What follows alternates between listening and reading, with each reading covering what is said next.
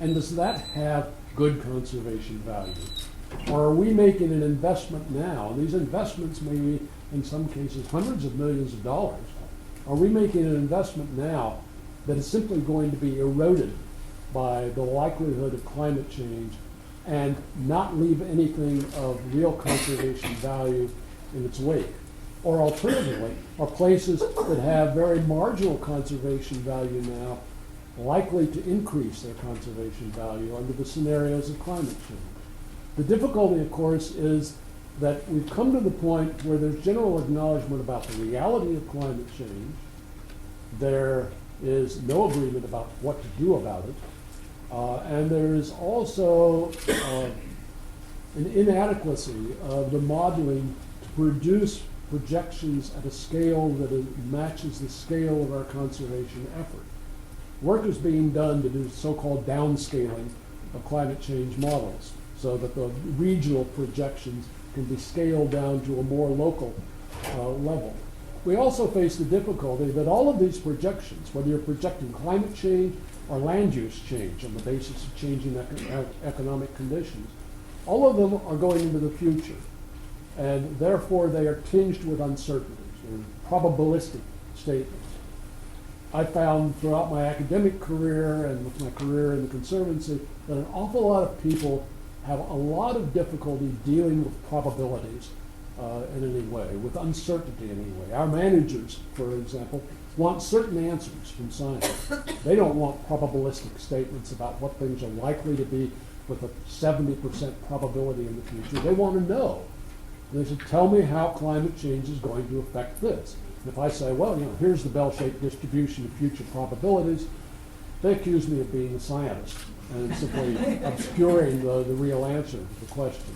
We need to work with the people who are doing the climate change modeling to address these problems so that we can come up with tools to really deal with that. But you're right, that's a very real issue. We know about it. We don't have the tools to deal with it in the way we would like.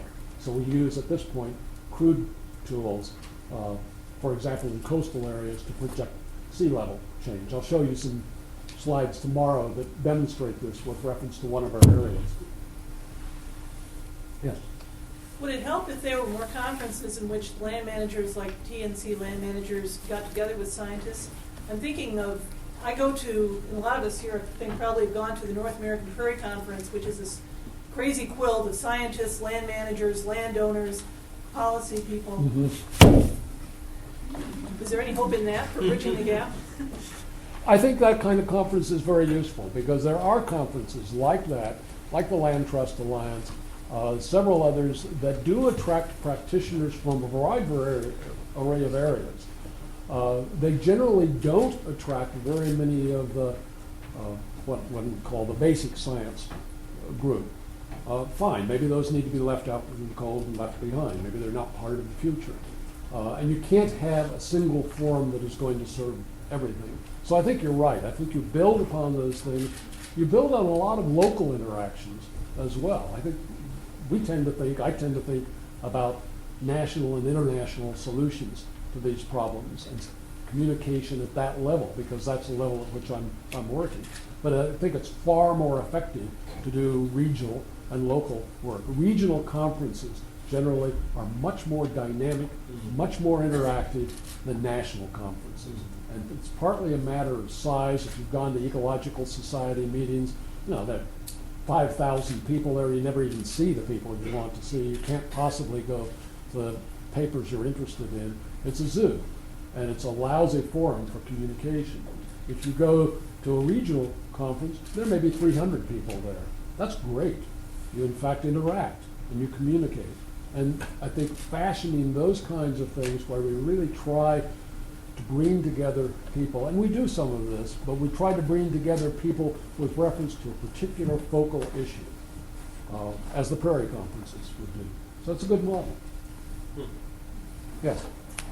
About 20 years ago, it seemed there was a big push to start applying economic valuation to wildlife resources and wildlife conservation and that kind of thing.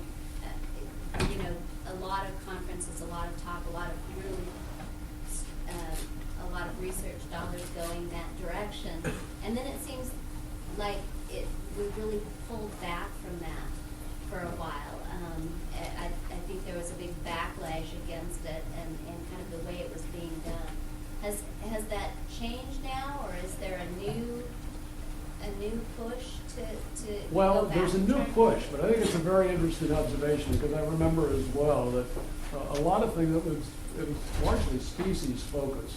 But, what is the value of something, calculation of the hunting days, the cost of the shelter, the cost of binoculars for bird watchers, things of that sort.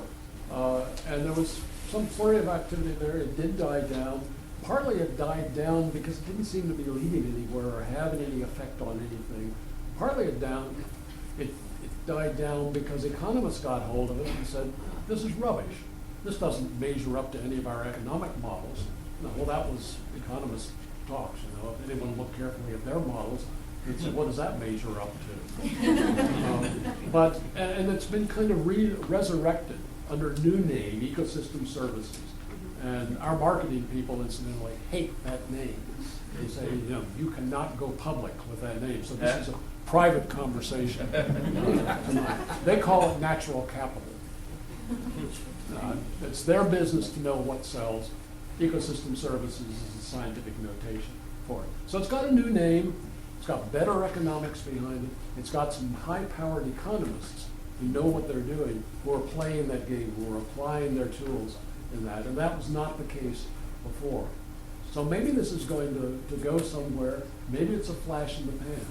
The real difficulty is doing a complete cost accounting and not simply isolating your favorite ecosystem service, clean water from a watershed, and doing the calculations from that. There have been such calculations, and they're convincing, but clean water isn't the only thing you get from a watershed. If you protect a watershed for clean water, you're keeping out recreational use. What are the costs of that? How do you figure those in?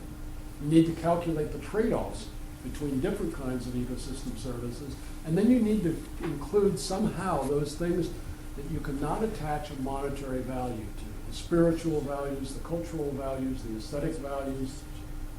Those are important too. And I think you can't market everything. And it may be a shock to economists. Yeah. But I think I would not like to see conservation go down the pathway of ecosystem services with the belief that in the end it's all about marketing. And I've been trying to argue with our marketing people that it's not so simple. Yes? You had a lot of slides on like land conservation. How does oceanic conservation fit into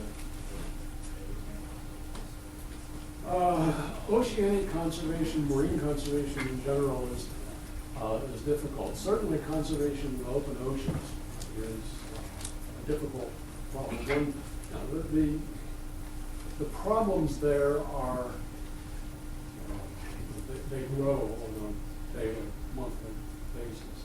Pollution, temperature changes. The big threat now is ocean acidification due, again, to climate changes, but not necessarily the warming. The oceans are becoming more acid, and the greater the acidity, the less stable the shells of things that make their shells out of calcium are. And coral reefs may succumb not because of the warming per se, but because of their acidification. So, and the solutions to almost all of those problems, given the international status of oceans, is through multinational policy. There are a variety of outfits that are working on that. The Conservancy is not working much at all on open ocean work. We are getting into doing more work in the coastal marine area. And that involves some innovative conservation strategies, such things as in some areas on coastal California, we purchased the local fishing fleet in Monterey, for example. And we can then relicense it to the fishermen to go out and fish, but on our terms. So we now impose sustainable fishing practices because we own the boats. Obviously, we can't do that on a global scale, but there are ways of getting at things. But I think the short answer to your question is there are organizations that are addressing that. the problems really are not national problems by the definition. They are international problems. And therefore, the solutions almost inevitably have to be through international policy, international treaties. And those, of course, are very difficult to obtain, partly because of economics, and partly because you're trying to pull together countries that simply don't get along with one another, don't obey the same rules, don't think the same. So I think ocean conservation is, if anything, a much more formidable task than conservation on the land. Yes. How do you reconcile the need of environmental protection or conservancy with the need of the local population to exploit the environment for their own survival? So, and I want to go back to that slide that you showed, the overlapping between the threatened environment and poverty. Mm-hmm.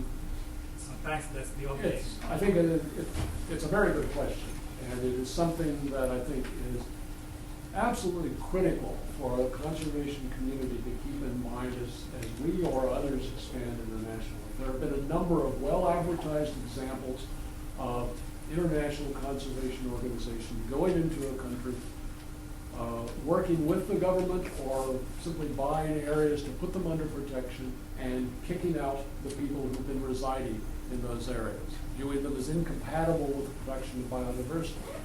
It's a stupid thing to do. It's not only stupid, it's immoral, it's unethical. These are people who have a relationship to that land. We want to preserve the relationship to the land, and in many cases, those people are going to be the best long-term stewards of the land. So if we want to ensure the protection of these areas, instead of kicking the people out, let's work with them to make their livelihood include the protection of that protection area. Make them officially the stewards of the land. That permits some level of exploration. And in most cases, the people who are living in some of these areas are exploiting them in a more or less sustainable manner until developed countries enter into the picture and say, no, you're not getting enough out of it. You can get a lot more out of it. Get more out of it, give it to us, and we'll give you a pittance for it. So I think we need to, we're trying to work with the World Bank to change some of their policies on how they deal with indigenous people, local people. But I think the key to working, ultimately the key to effective conservation anywhere, domestically as well as internationally, but we see it best internationally, has to involve working with the local people. If we don't work with the local people in Ecuador or Indonesia, then it doesn't really matter what we do. We don't have the people with us, so any short-term gains are long-term losses. It's the same in the United States if we don't get the stakeholders on our side eventually. And I think it's been a failing of conservation organizations in the past to recognize that. And it's still a failing to the degree that the Conservancy, for example, has maybe 2 social scientists on our staff out of 3,500. We're not going to be very effective in dealing with people in any other than kind of an intuitive way until we have stronger support by social scientists. Yes?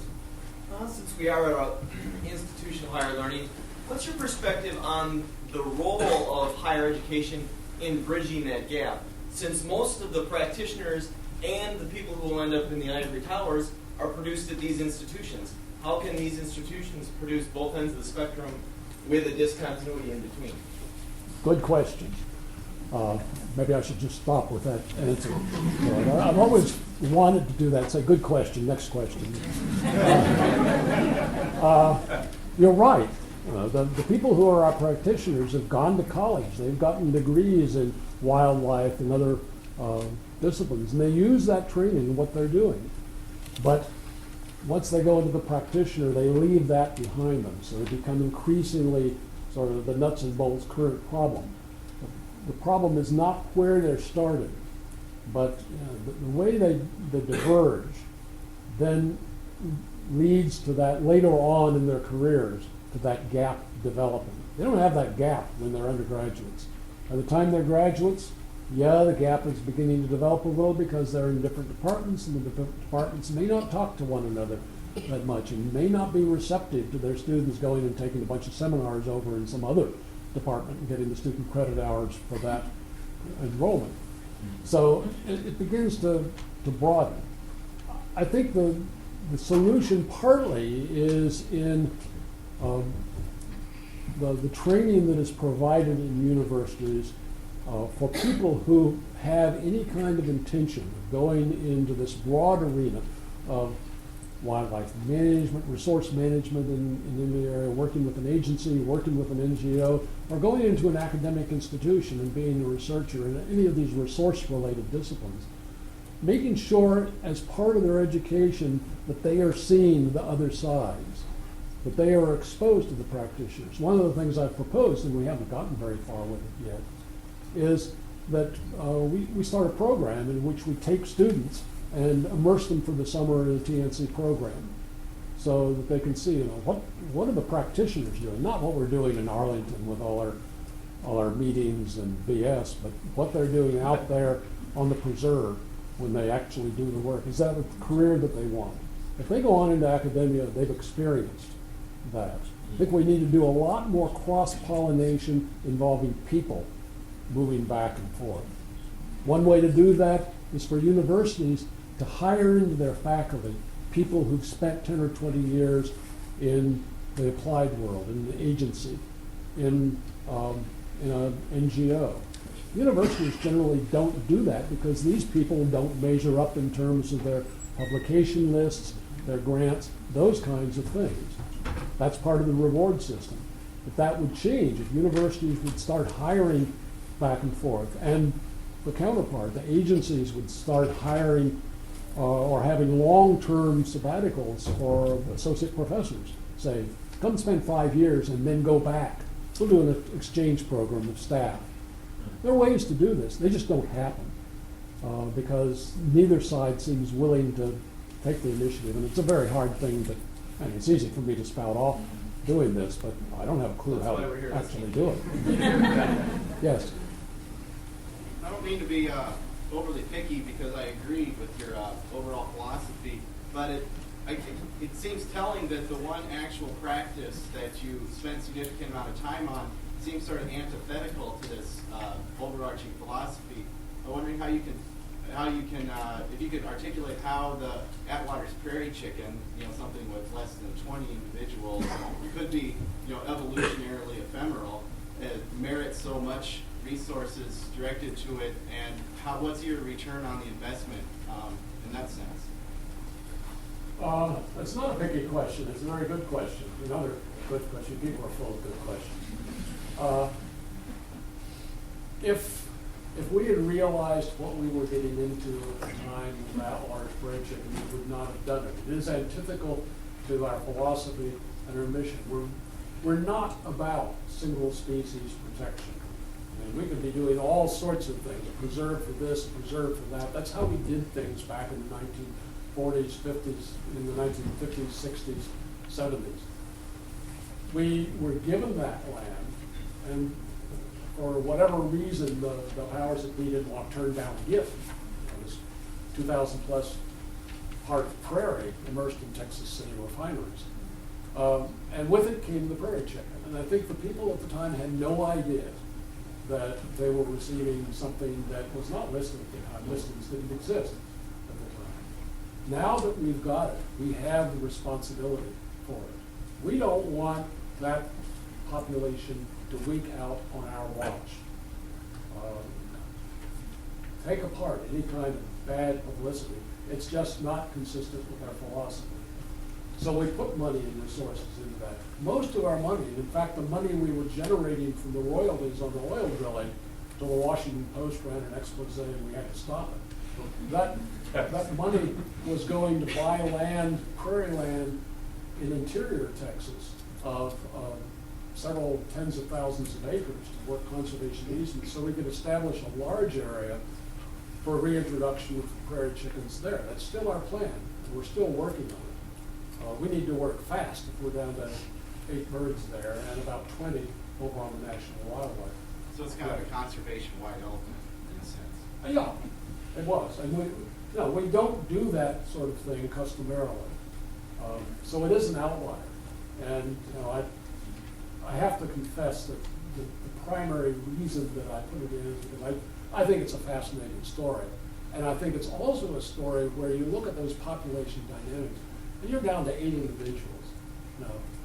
5 males that are displaying on a lek, a couple of females that wander by and express sort of passive interest in what's going on.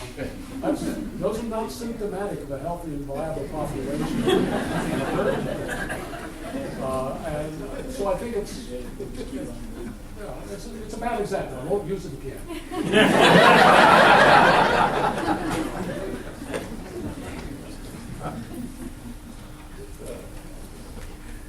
Yes. One of the things is the priorities and the ecosystem divisions are different from agency to agency and state to state. And I was wondering if one of the things you were doing is trying to get, like, the planning that's going on in the Forest Service, the planning that's going on in the Wildlife Service, and the planning in the various states, trying to get some sort of focused joint collaboration.